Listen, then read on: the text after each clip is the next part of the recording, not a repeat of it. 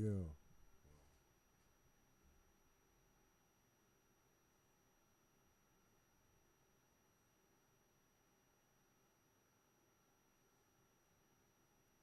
We're starting up real soon, real quick. Let's get into it. I wanna like this.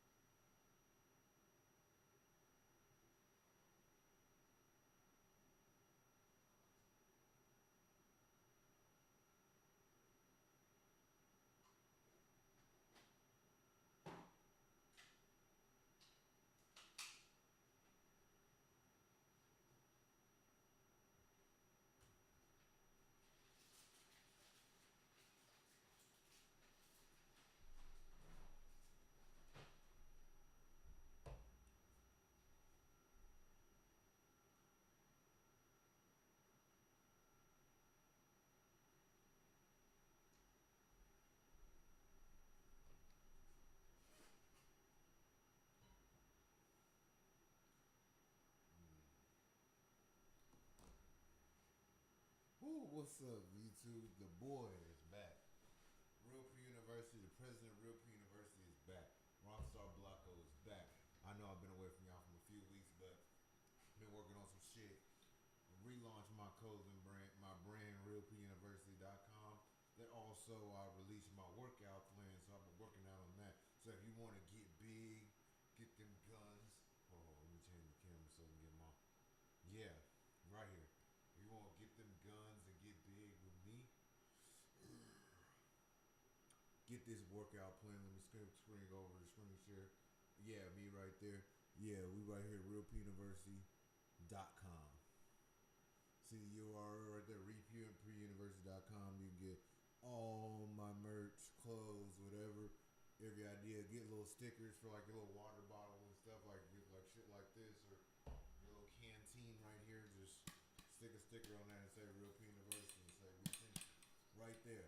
We also got coasters for your house, hoodies. Um, Gotta get rid of the mask. The mask is not in season anymore. But yeah, we're getting to it. We got all the products. Real P University's going up. And yeah, this is the main one. Get Big, the ultimate guide. This is my first real digital product that I released, and I worked really hard on it to include everything that you need, include what you need to eat, what you need to workouts you need to get big. It's a whole workout plan, nutrition plan for $25. Get the plan before it goes up. Some people tell me to raise it to 50. Sometimes like you giving too much free game, you need to raise this up to 100. I don't know, but get this work going. And so yeah, I'm gonna make another one too for the people that don't want to get big but want to lose weight and not to poke themselves in the ass for it. So yeah, we're getting to it. Let's go to. Let me get back to us, but yeah, we're back. That was RootPUniversity.com. How are y'all? I had a interesting day today. I was like, I seen so much bullshit that I was like, I gotta go live today. No matter what, I gotta go live today for my people, live for my followers, subscribers, everything, because too much bullshit's going on in the world today. And first, we want to start off with this. Hold, let me. Don't forget to hydrate. I've been slacking today, so I'm catching up on my hydration. So my bad. I didn't mean to cut y'all off, but yeah, we're gonna get back to it.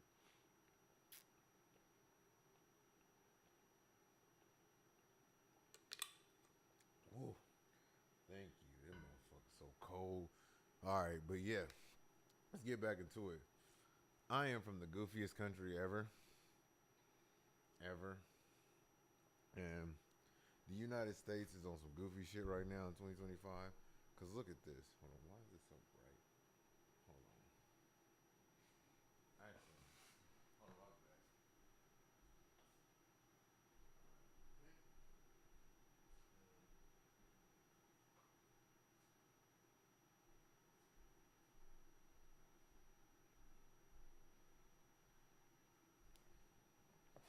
that's a bit better. Not too bright, but yeah, let's get back into it.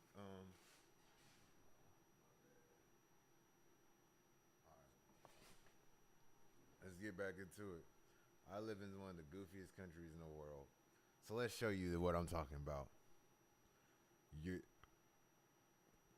look at my president.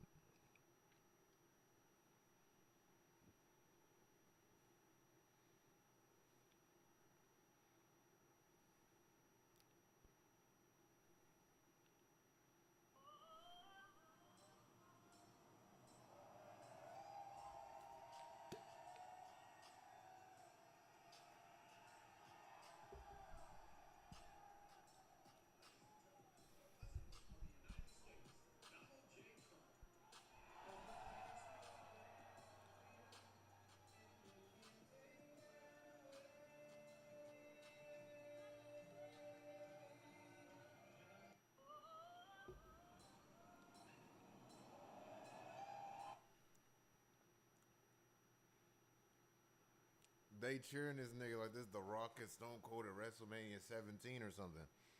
They cheer. They're really like the entrance by the police is President of the United States is insane. Why is his interest in people? I hear people saying about our presidency and political. He has so much aura. Like I never really gave a fuck about a president's aura. I gave a fuck about what they did for the people. I understand people be like, he has so much aura. Look at him in the way he walks in the room. I said he walks like stiff as fuck, like his back is about to fucking break. He was about aura and all this shit, and then we're lost as a people. Like we're supposed to be worried about policy, not the way someone looks and all this social media superficial shit, or the way somebody. We're just confused as a people. Because why are we focusing on the way this nigga walks in a fucking room and have to have this crazy dramatic entrance when they walk in, just like the girl when her husband died and she had a Goldberg entrance and shit. Like, why are we paying attention to goofy shit like this and actually do stuff to help people? People are losing snap and motherfuckers worried about this motherfucker's entrance and shit.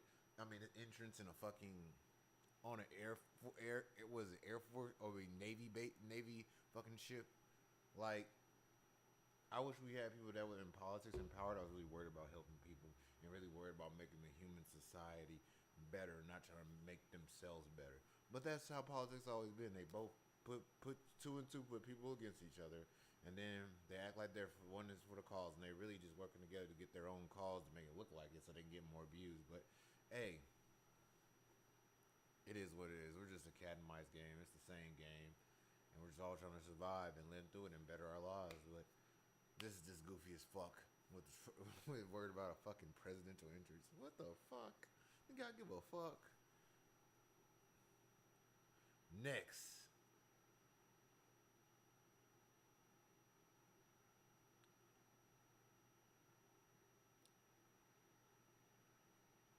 Hold on, much over.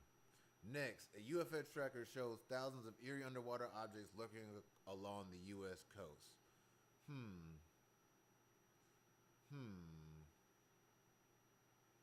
Is it a video for this or no?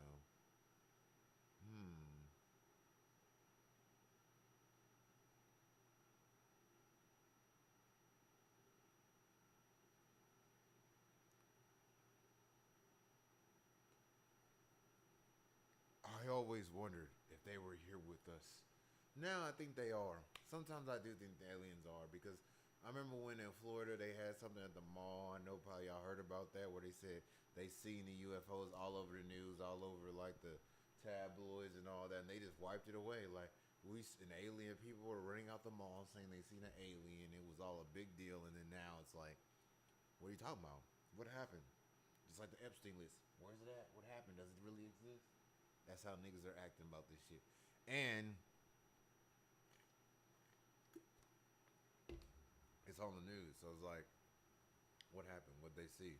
People hallucinating, or was it just somebody in there? Oh. They never went back and gave us extra details on it. So, something eerie about it. But, yeah, I believe there's aliens on this world. There's certain people you'll see that look so deformed and shit. You just be like, damn. I'm playing with y'all, nothing. I'm not that mean. I'm playing with y'all. But yeah. On to the next topic.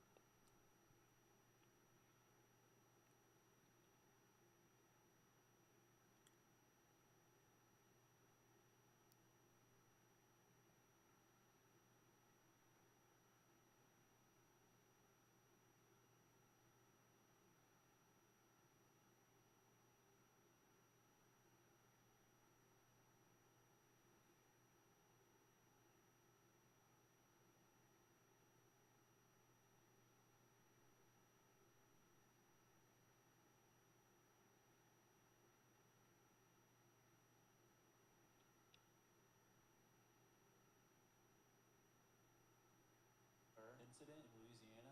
Underneath this lake was a vast amount of salt. So a salt mine, 1910, salt mining underneath this lake. And it just so happened this lake was also on. Yeah, this really hurts because. You heard of the Lake Pinier incident in Louisiana?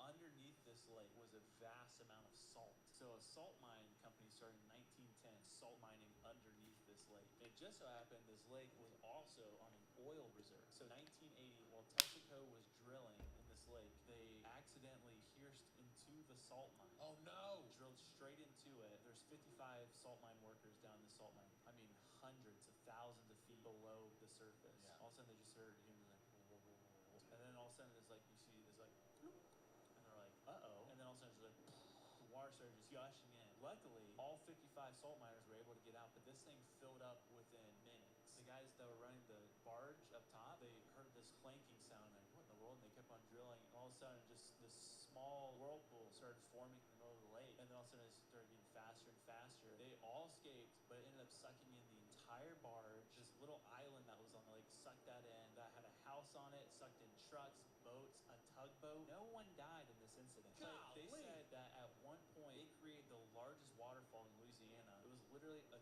200-foot waterfall in the middle of this lake, sucking in the entire lake. Oh my gosh. Straight down. It sucked it all in, and there was a canal leading from the lake to the Gulf of Mexico. It was such pressure that it went in, and when it hit, it blew back up like a geyser. And when it did that, the canal reversed, where the Gulf of Mexico sucked salt water into the lake. And so now, this lake is a saltwater lake, and it's up to 1,300 feet deep.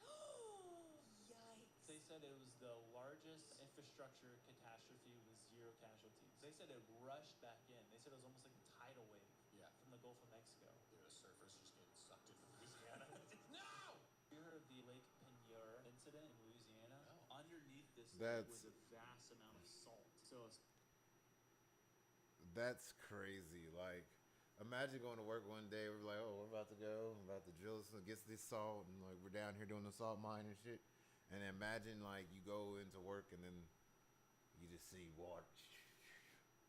Oh, and you know you're under a fucking lake. Like, just imagine how many people shitted themselves. Just imagine just like you're just in there working, and then like luckily they all escaped, but like you're just in there working, and then just boom, and then a big splash of water, and it just starts filling up, and y'all had to all run and get out of there quick before this shit floods, and y'all suffocate and die, because yeah, all that water pressure and all that, yeah, your body's gonna, nope, you're not taking that, you're not gonna be able to swim, like, no, like, there's no way they survived that. Luckily, God was with them that day, but imagine like you also being on that little, what they say, little barrier where they were drilling, where Texaco was drilling for the gas, and just imagine you being on there and you getting off and getting on land, and then you just see the whirlpool just suck that all up and everything up, and you're just like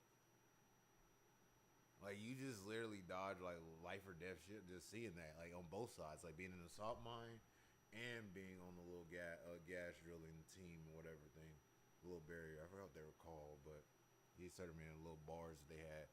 But yeah, that's crazy. Like that's a big engineering infrastructure. A little drilling on oil from an oil mine, from a salt mine at the bottom, being down there is crazy. Like the salt mine being down there is crazy too, but just drilling caused this whole catastrophe of a whirlpool and making effect on like on the ecosystem, making effect on people, on nature. Yeah, that's crazy. One human mistake could fuck up the whole world.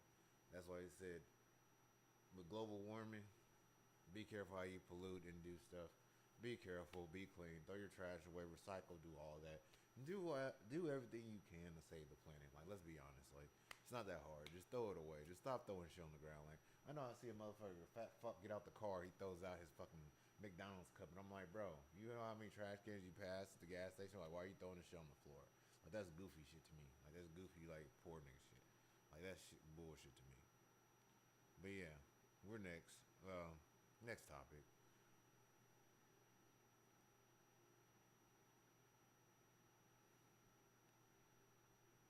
Ooh, this is dark. The only day Larry Silverstein ever missed was on, or ever missed for work. Hold on. Only day Larry Silverstein ever missed work was on 9/11. And two don't know who Larry Silverstein is. Larry Silverstein, the man who had the lease of the World Trade Center and was known for his strict daily routine of heading into the office at the towers. But on the morning of September 11, 2001, he broke that pattern for a rare reason, a dermatologist appointment with his wife.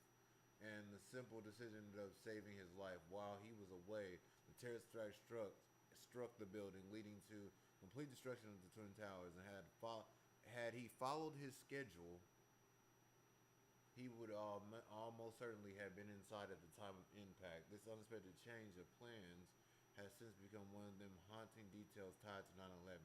Reminder of how chance, timing, and fate can shape history in ways we never anticipate. But that's also eerie too, because I've heard this too before. Like, he had one of the biggest buyouts for 9/11. Like, this is why I think it's like that's a conspiracy too, because just like this was the property you had to lease, and following the destruction of he received a 4.5 million insurance payout following the destruction of the World Trade Center on September 11, 2001. The final settlement came in 2007, with proceeds used for site's redevelopment. He had a 99-year lease for the WTS complex, World Trade Center complex, in 2001. Just 6 weeks before 9/11, ensuing insurance claim became prolonged legal battle centered on whether the two separate plane crashes to the two towers count as one event or two under the terms of the policy. Silverstein claimed to argue that because two separate planes struck two separate towers, the incident constituted two events. This would have entitled him to roughly $7.1 billion and $3.5 billion per event, double the face value of the original policy. They are so insane to me. Like, that you go to work, you good on that, you don't have any sick days, and just magically on the day of, you just don't come to work. I don't know. That's kind of like eerie to me. Like, you don't come to work every day. You don't miss work. Nothing. You don't have no doctor appointment, no nothing. You go to work and you are there. And the day that a tragedy happens, you're not there. Like it could not be. He could just be a good man. Just don't. It just seems weird to me that you weren't there on that day, though.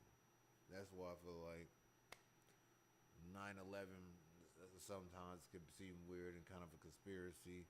R.I.P. to them people that lost their lives. I hate that people, governments sometimes, I'm not saying this situation, but sometimes play with people's lives and don't look at them as just like figure like look at them as like pieces on a chessboard or something. Like they're still human life, but it's not how rich people see us people.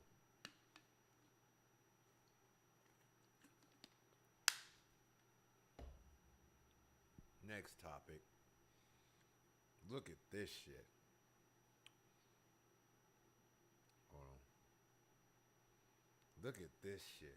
Saudi Arabia has unveiled plans for a stadium, first ever to be built high in the sky. Like, don't get me wrong, seeing this would be hard, but I don't want to go into the stadium. Now, let's be honest. Like, the stadium being that high, and then you're like, oh, and then you're looking down, and you're like, oh, shit. Like, we're really in the stadium. Like, it is certain stuff I wouldn't do. Like, I don't like being up that high when we're on the rooftop. Like, me and my girl went to a rooftop in Miami, and it was like, we were up there. I'm like, damn, we on the 40th floor or whatever.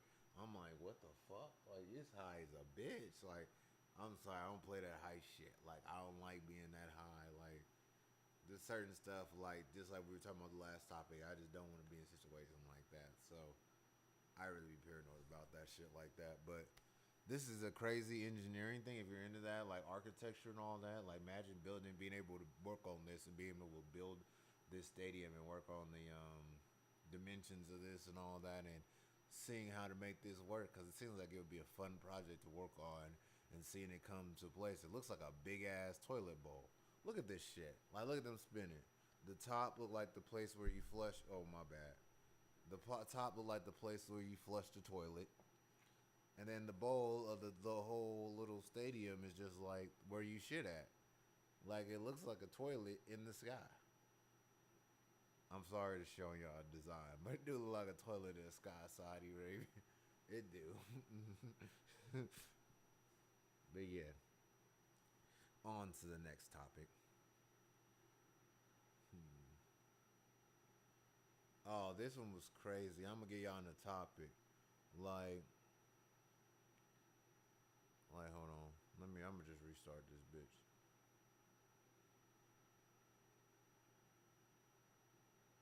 So, Jamie Foxx was at a party, I guess, and they were at a Halloween party, I guess, or some shit. And I guess they threw something at Glorilla, and he flipped out. So, let's see how Uncle Jamie Foxx is acting. OG Jamie Foxx is acting. Let's see what he say. What's wrong with y'all? What the fuck is wrong with y'all? Who did it? Why would you do some shit like that, goofy ass nigga? What the fuck is wrong with y'all? What the fuck? Cause I understand what he be talking about. Cause like, why are y'all throwing bottles at people? Like, do you realize that a bottle is glass? Like, look at this bottle. Let me show you. I don't even think like that. This is the bottle.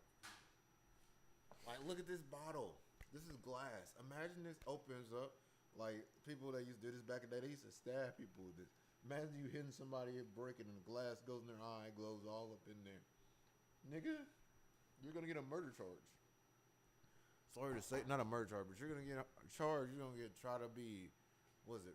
Not was it? What's the murder? Attempted murder. Assault with a deadly weapon, because that is a deadly weapon. Like, I don't get what's with y'all. Y'all get mad and want to throw a bottle of liquor. Like, y'all want to do some WWE, like, fucking trailer park hood bullshit. Like, bro, like, you could kill somebody with the bottle. Like, chill. If you ain't gonna fade somebody regularly, I respect better of a fade than that, because people can go home. But then again, with the fade, you can hit somebody the wrong way, and then they could be out of here too. So why don't y'all just keep the peace? Most of the shit ain't even about nothing. They be like, oh, he stepped on my shoe, or he stepped on my fucking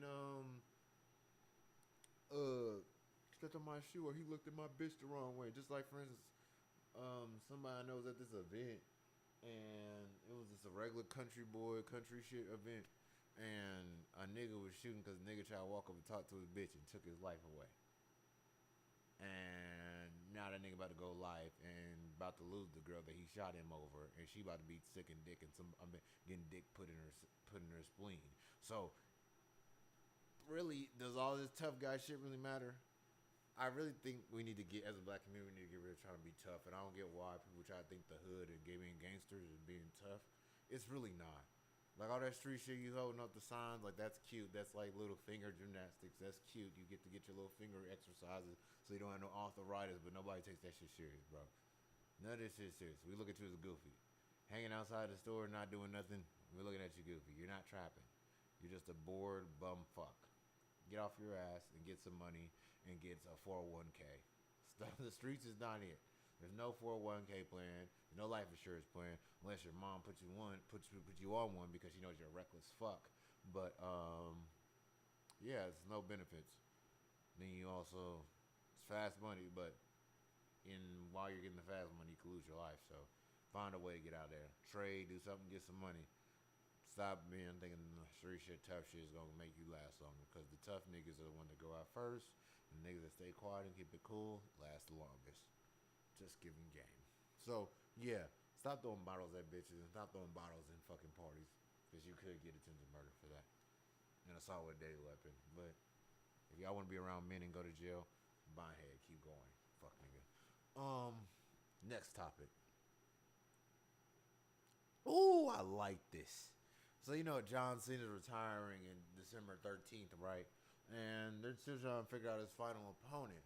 But me personally, I thought this would be a perfect ending to a story for the the third series of The Rock and John Cena. The third match. Like, they went against each other, I forgot, WrestleMania 20. One of them, where they were in Miami, but the orange and blue WrestleMania.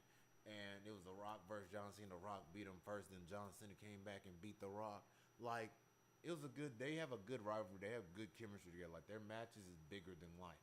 Like, they made The Rock versus John Cena when they went against each other at that WrestleMania bigger than life. Like, they were like, we're going to make this bigger. And they did.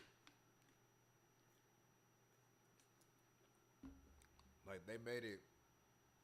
Like, this was like Canelo and Bud Crawford type shit. Like, they made it big. And I remember one time with my mom, the first WrestleMania she ever bought was that one. Because I used to ask her, but I see why she didn't want to get $50 a month, because I don't even want to pay this $30 a month for this bullshit on ESPN. So I see why. But for this time, because I asked so much and she know I like John Cena and Rock, she got it for us. And I paid, we got to see The Rock and John Cena wrestle. And The Rock beat John Cena because John Cena did try to do the people's elbow. Rock got up, caught him, Rock bottom, 1, 2, 3, and The Rock got him out and won the match. That was just a pure childhood moment, just seeing The Rock and John Cena go against each other. So, yes, The Rock wants to be John Cena's final opponent at Saturday night's main event in Washington, D.C. in December. I don't know if they're going to allow that because they want to put over new talent like Gunther and other people. I also feel like they should. I feel like WWE, if they did a business deal with AEW, allow Andrade to wrestle, if we can use Edge for a couple nights or around the year, that'd be fire. But I don't think that's going to happen. But this would be the best where it's going to be a blockbuster, and The Rock wrestling on Saturday night main event. Or it could be a gauntlet. I don't know if John Cena's like best opponents, like where Roman could face him, because Roman didn't even get on be on John Cena's tour, which is crazy because they always had bangers together. But I mean, I feel like they fumbled John Cena's. I don't normally but it is like John Cena don't feel like it's a real honor or retirement tour. It feels like it's just rushed, put together, fucked up, and they don't really care about him. Like, it seems like a fucked up retirement tour. But hopefully they can do it right with the final match. They can't fuck up December 13th at all. Please do not fuck up December 13th for anybody. It's going to be a big deal. It's going to be the first probably main event where it's all dedicated to really John Cena. Like, Goldberg was cool, but this one was dedicated to John Cena as like the last one.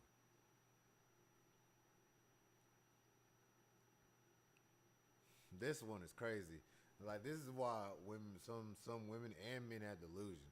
Imagine this: you work for all your money, and then someone wants to divorce you because y'all get into it and it's over. And she's supposed to be on Netflix, a boss and a real estate person. That's what I seen on the show. And this is what happens. Tyreek Hill wife reportedly still wants access to his debit card after filing for a divorce 17 months after marriage. Bitch, if you wanted to use the debit card, you should have stayed. Like, what the fuck? Like, where's the fuck? Like, do these motherfuckers' brains work? You think we're about to get divorced? You think you about to have access to my debit card where my bank account is? What? You think you're gonna be living off me for the rest of your life just because you think we were married and you think you about to have access to my debit card to do whatever with and just spend my money up because you think who the fuck you are? Like, what? I mean, I wouldn't have got married to anyway, just the way she was doing at the beginning, the way Tyreek Hill was so fucking gullible. Like this was the plan all along. She was like, if you do out of line shit, she's like, I'm out of here. Like, and she finessed you, bro. But no, like having access to somebody's debit card? What? She lost her motherfucking mind. Like, I'm not gonna lie. Having access to say as I would have access to your debit card is crazy. Cause like, hold on, my bad. I'm not even looking to see if this is live. I just started this shit and I just kept on going.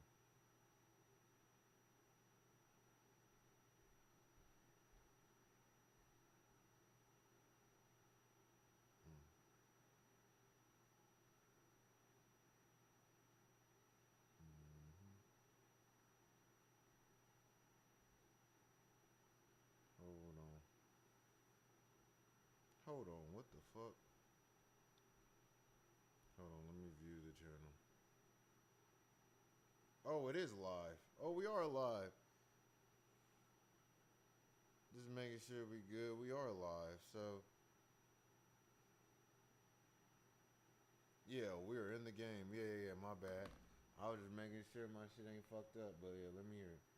I just want to make sure.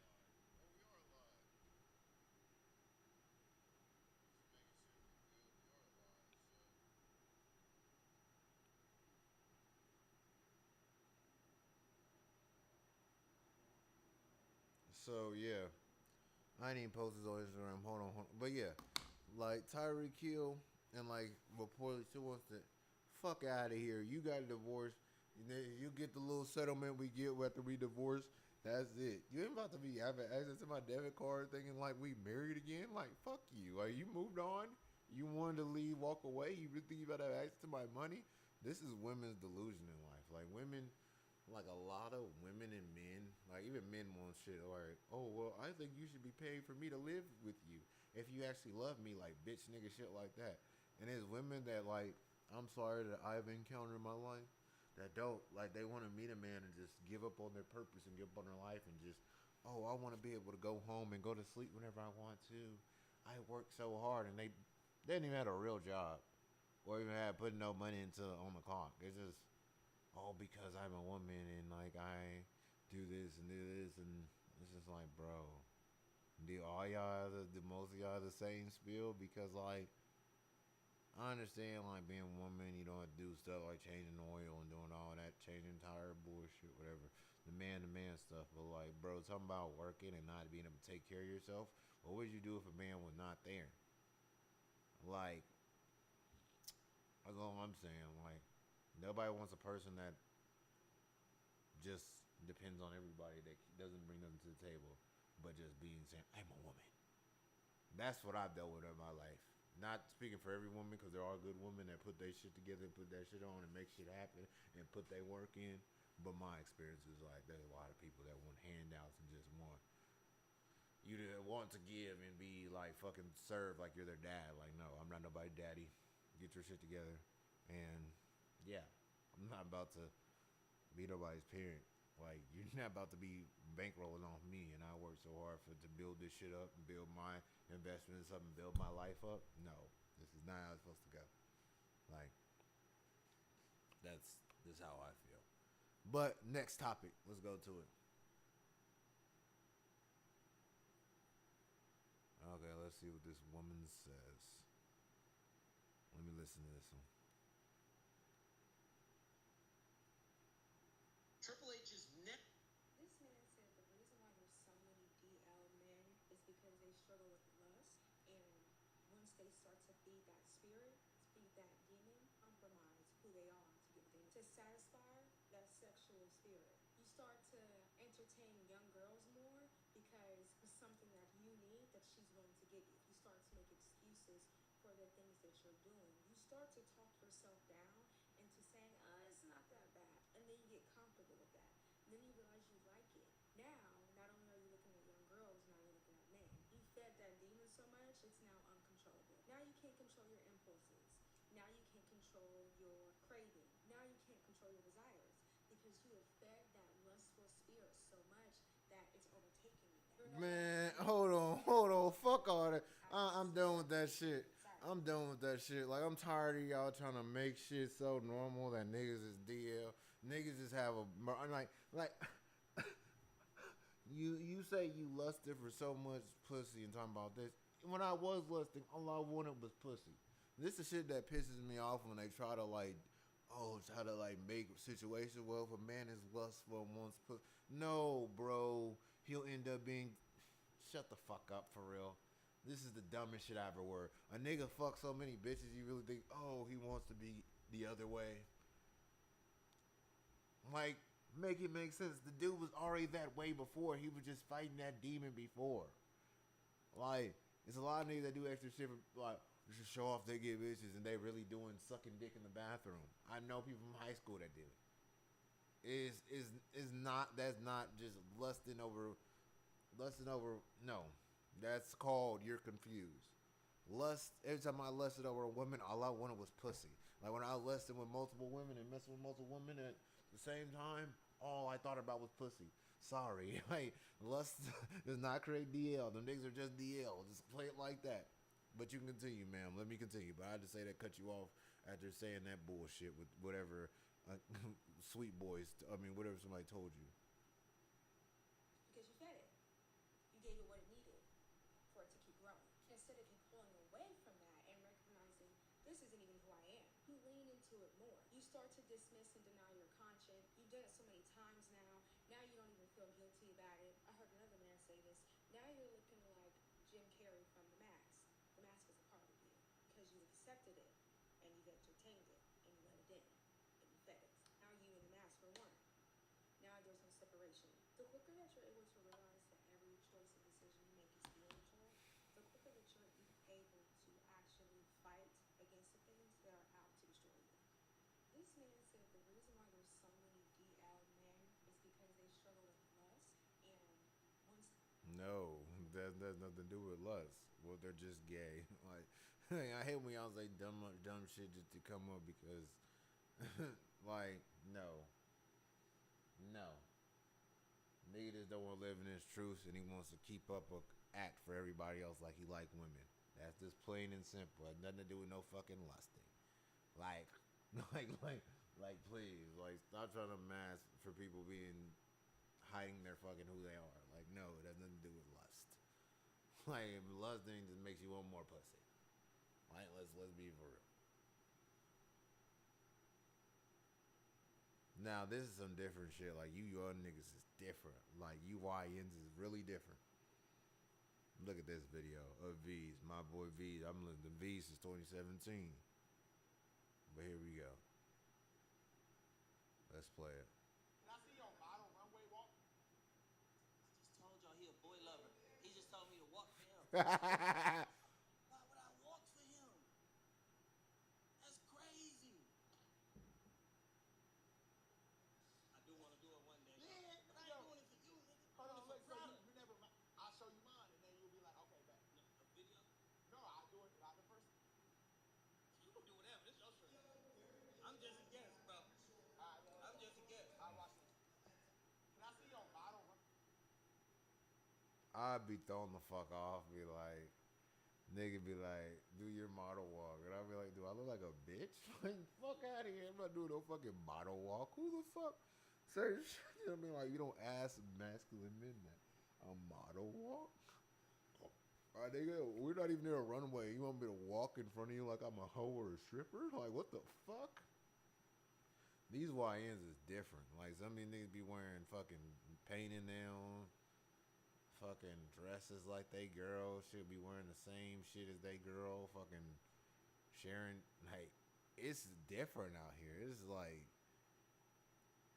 yeah, it's completely different out here. Society's completely different. Niggas doing female shit and trying to say normalize, oh, I'm a man if I do this, and I'm still a man if I do this. And it's just like, you wouldn't have did that shit in '04.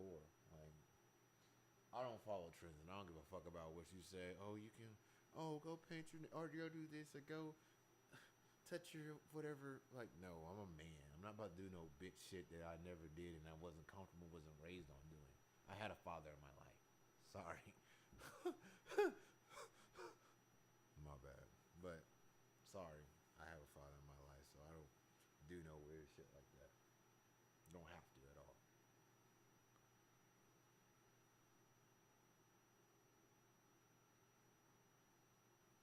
This was crazy because like this nigga slick. Like Lane Kiffin think he's slick. They said he might be up for the Florida LSU job, and that maybe even Bama. All this. Why think he's slick? I know what he doing. This nigga's a master recruiter. Look at this nigga. A little bit to Oklahoma's players. This guy yelled at me like during the game like 5 times how great they were and we can't score on them.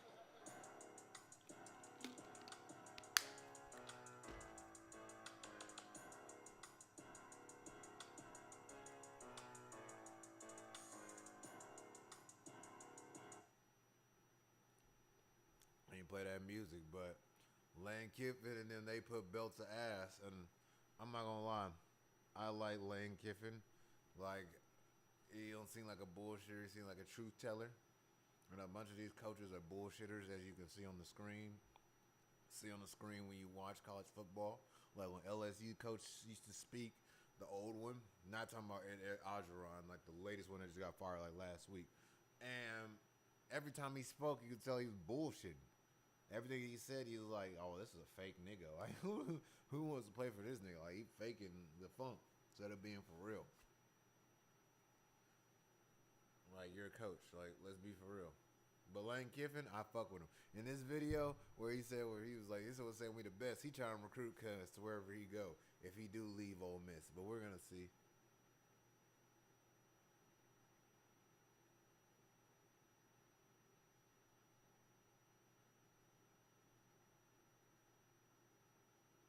Hold on. I got this one that I want to cover after that one.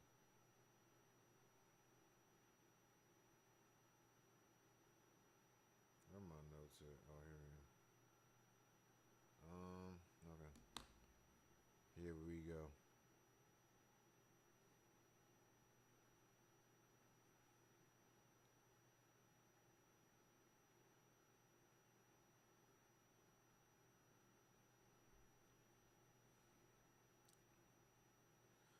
This just in today. Oh my. Oh, where the fuck? Oh my bad. Hold on. I'm clicking. No, why is it fucking up for me? Oh. Okay. Let me put this back up. Okay, this just in today. This is new. We're back to it. No technical difficulties. Louisiana governor says he'll let Donald Trump pick the next LSU football coach before the athletic director does. That will be the dumbest decision you would ever make in your fucking life. How you gonna have somebody make a decision that says, does football hurt? Does it hurt to get tackled? Or does it hurt to get wrestled like he asked The Undertaker? But he asked fucking, I don't know, it just pissed me off. Like, a motherfucker that he stopped playing football because he got tackled too hard. Like, you gonna let a bitch make a fucking LSU decision on your franchise? That'd be the worst motherfucking thing you could ever do. Somebody that don't have nothing to do with football, that don't know football, is probably gonna pick his friend who he think it is, and think like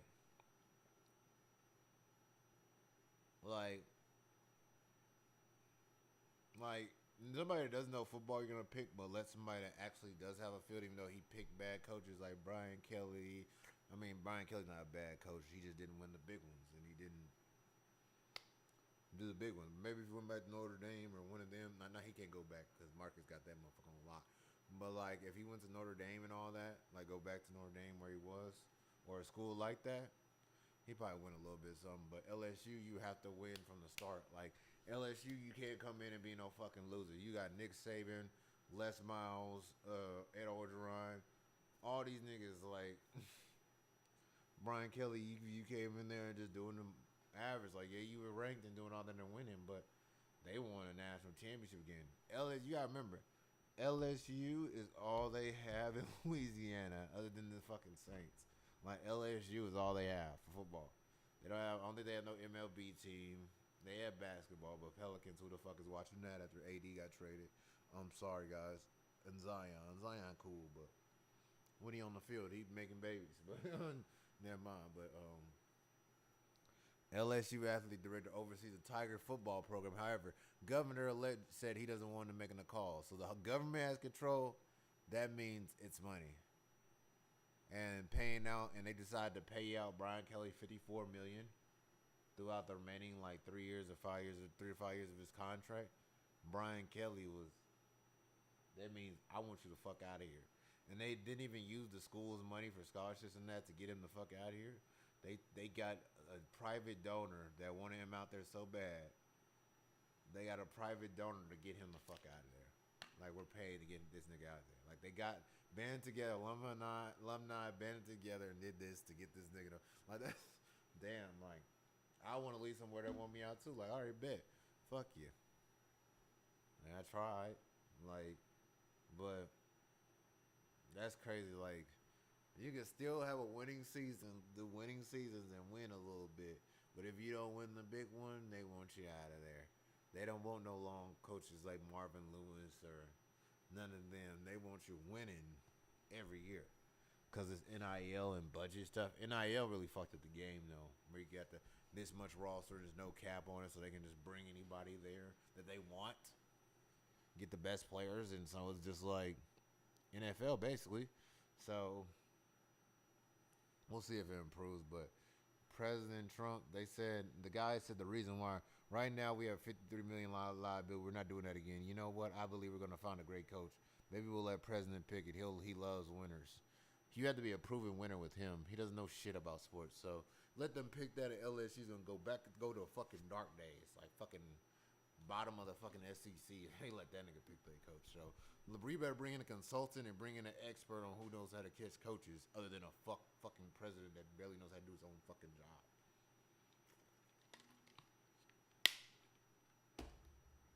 So LSU, please don't make that dumb decision.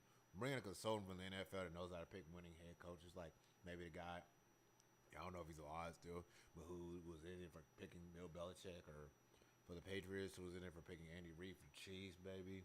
Just to see what they look for, just pick apart their brains instead of just letting somebody that never played football or scared to take a tackle, a bitch nigga scared to take a tackle, make the decision for your whole future and your students' future and your whole basically school's future for football. So that's my advice to LSU. Don't be a dumbass.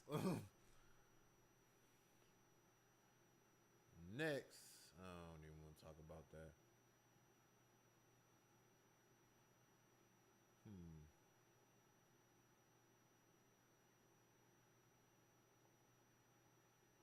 Do you all want to talk about it? Oh, actually, I do.